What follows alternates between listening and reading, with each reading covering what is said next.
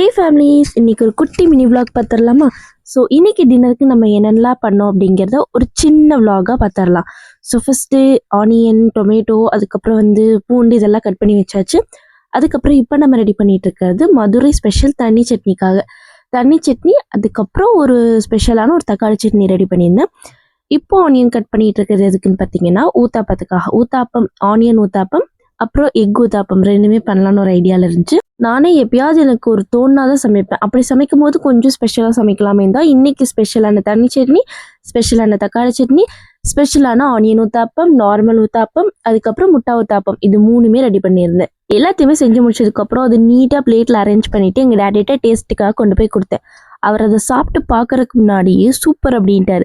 சாப்பிட்டு பார்த்ததுக்கப்புறமும் அந்த ஆன்சர் தான் சொன்னார். நான் என்ன பண்ணாலுமே அவர் சூப்பராக இருக்குன்னு தான் சொல்லுவார். இதே மாதிரி உங்கள் வீட்டில் நீங்கள் பண்ணுற டிஷ்ஷஸ் நீங்கள் ஏதாவது ஒன்று புதுசு ட்ரை பண்ணும்போது அதை அப்ரிஷியேட் பண்ணி நீங்கள் என்ன பண்ணாலும் அது சூப்பராக தான் இருக்குன்னு சொல்கிற பர்சன் யாருன்னு மறக்காமல் கமெண்ட் பண்ணுங்க. பார்க்கலாம் யாராக இருக்கும்னு. அட்லாஸ்ட் நம்ம செஞ்சதை இன்னும் டேஸ்ட் பண்ணியாச்சு.